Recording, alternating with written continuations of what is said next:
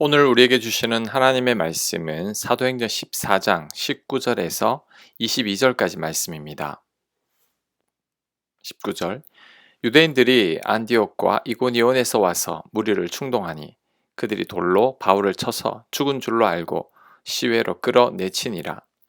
제자들이 둘러섰을 때에 바울이 일어나 그 성에 들어갔다가 이튿날 바나바와 함께 더베로 가서 복음을 그 성에서 전하여 많은 사람을 제자로 삼고 루스드라와 이고니온과 안디옥으로 돌아가서 아멘. 바울의 대적자들이 무리를 충동해서 바울을 돌로 쳐 죽였습니다. 그리고 도시 밖으로 끌어내쳤습니다. 그런데 바울이 죽은 게 아니었습니다. 기절을 했다가 깨어났는지 아니면 정말로 죽었다가 하나님께서 살리셨는지는 모르겠지만 바울이 거의 죽을 뻔한 것은 맞습니다. 여러 사람들이 돌로 쳤으니 얼마나 아팠을까요? 온몸이 피투성이 멍투성이었을 것입니다. 어쩌면 갈비뼈 같은 곳에 골절이 생겼을 수도 있습니다. 그런데 더 놀라운 것은 이런 고통을 겪어도 바울이 다시 일어나서 계속해서 복음을 전했다는 것입니다. 보통 사람 같았으면 다시는 선교하지 않겠다고 했을지도 모릅니다. 하지만 바울은 바로 다시 일어나 복음을 전했습니다. 게다가 돌에 맞고 난 다음 날 바울이 간 곳은 더베인데 이 더베는 거리가 100km 정도 떨어진 곳입니다. 당시에 차가 없었으니 바울이 걸어갔을 것인데 죽을 만큼 돌에 맞은 자가 바로 그 다음 날 이렇게 먼 거리까지 가는 것은 큰 무리입니다. 그럼에도 불구하고 바울은 걸어간 거죠. 도대체 어떻게 이럴 수 있을까요?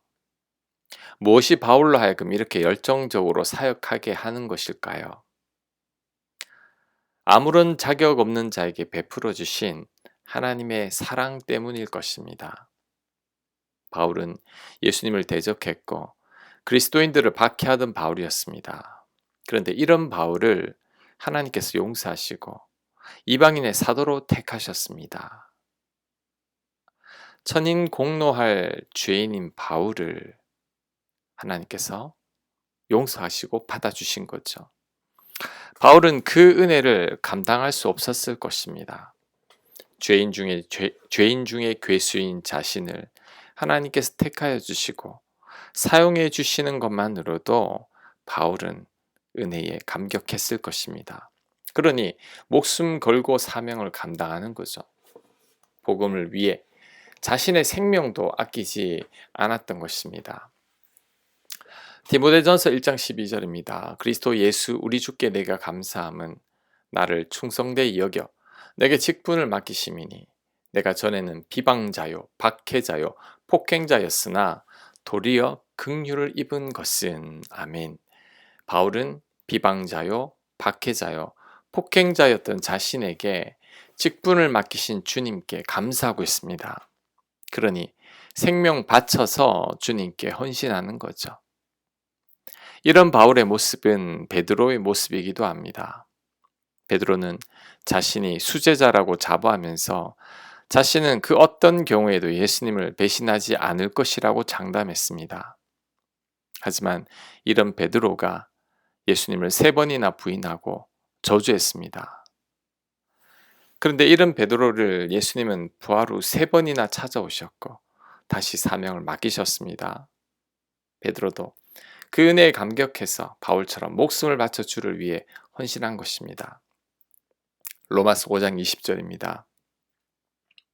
죄가 더한 곳에 은혜가 더욱 넘쳤나니 바울과 베드로를 두고 하는 말씀이죠. 은혜는 죄인들에게 더 넘칩니다. 의인들은 은혜가 없어도 스스로를 의롭게 여기기 때문에 은혜가 크게 필요 없습니다. 자신들의 의만으로도 충분하기 때문이죠. 그러니 십자가 은혜도 별로 마음에 와닿지 않을 것입니다. 그래서 복음을 전해도 제일 받아들이지 않는 자들이 선한 자들이나 의로운 자들입니다. 법 없이도 살만한 사람들이 복음을 제일 받아들이지 않습니다. 왜냐하면 이들은 죄 용서의 복음이 별로 필요가 없기 때문이죠. 이미 자신이 선하고 의롭다고 생각하고 있기 때문입니다. 그래서 은혜는 의인들보다 죄인들에게 더 넘칩니다. 은혜는 죄인들에게 더 필요한 거죠. 이것을 예수님은 500데나리온 빚진 자와 50데나리온 빚진 자의 비유로 설명했습니다. 500데나리온 빚진 자와 50데나리온 빚진 자가 있는데 주인이 이 두 사람의 빚을 탕감해 주었습니다. 누가 더 감사했을까요? 500데나리온 빚진 자가 10배는 더 감사했을 것입니다. 더 많은 빚을 탕감받았기 때문이죠. 이것을 우리에게도 적용할 수 있습니다. 우리 중에서 누가 하나님 은혜에 더 감격할까요? 누가 예수님의 십자가 사랑에 더 감사할까요? 스스로가 얼마나 큰 죄인인 줄 아는 자입니다. 죄인들에게는 죄 용서가 엄청나게 복된 소식입니다. 왜냐하면 나의 죄 문제를 해결할 수 있기 때문이죠. 그런데 스스로가 의인이라고 생각하는 자들에게는 죄의 용서가 복된 소식이 아닙니다. 죄의 용서의 복음이 없어도 자신은 이미 의인이라고 생각하고 있기 때문이죠. 그래서 종교 지도자들이 예수님을 더 믿지 않았습니다. 예수님의 십자가 사랑과 용서가 그들에게는 전혀 필요가 없기 때문이죠. 우리는 바울이나 베드로처럼 자신이 얼마나 큰 죄인인지를 깨달아야 합니다. 스스로가 얼마나 부족하고 못난 사람인지를 절실히 경험해 봐야 합니다. 스스로의 모습에 처절하게 실망해 봐야 합니다. 그럴 때 은혜에 눈을 뜨게 됩니다. 심령이 가난한 자가 복이 있고 애통하는 자가 복이 있는 이유가 있습니다. 그때 바울이나 베드로처럼 하나님의 은혜를 경험하기 때문이죠. 심령이 가난하지 않고 애통하지 않으면 하나님을 만나지 못하기 때문에 오히려 복이 없는 것입니다. 우리는 은혜를 모르는 의인이 되기보다 은혜를 아는 죄인이 되어야 합니다. 죄가 더한 곳에 은혜가 넘치니까 내가 얼마나 큰 죄인인지를 알아야 합니다. 바울과 베드로처럼 깨지고 부셔져 봐야 합니다. 잘 나가는 인생이 되기보다 실패하고 넘어지고 좌절해 봐야 합니다. 그럴 때 하나님 은혜에 눈을 뜨게 될 것입니다. 하나님을 바로 만나게 될 것입니다. 자, 그 다음 한 가지만 더 살펴보겠습니다. 환난에 관한 얘기입니다. 22절. 제자들의 마음을 굳게 하여 이 믿음에 머물러 있으라 권하고 또 우리가 하나님의 나라에 들어가려면 많은 환난을 겪어야 할 것이라 하고 아멘.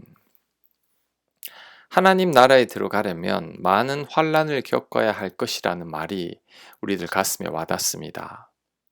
바울의 이 말은 듣는 사람들의 마음을 울렸을 것입니다. 왜냐하면 바울의 생생한 증언이기 때문이죠. 바울은 바로 직전에 복음을 전하다가 돌에 맞아 죽을 뻔했습니다. 하지만 하나님의 은혜로 살아났습니다. 우리들도 바울의 이 고백을 마음에 새겨야 합니다.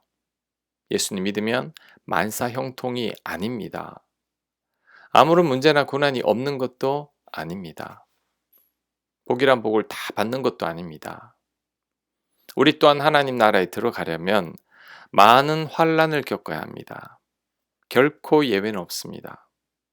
오히려 예수님 믿으면서 아무런 환난을 겪지 않는다는 게 이상한 것입니다. 내가 아무런 환난을 겪지 않는다는 것은 내가 제대로 신앙생활을 하지 않고 있을 가능성이 큽니다. 왜냐하면 믿음으로 살려고 하면 반드시 환난을 겪기 때문입니다. 하나님 말씀 붙들고 그 말씀대로 살려는 것은 결코 쉬운 일이 아닙니다. 참아야 하고 버텨야 하고 견뎌내야 하고 인내하며 살아야 합니다. 선으로 악을 이기고 내가 먼저 손 내밀어야 합니다.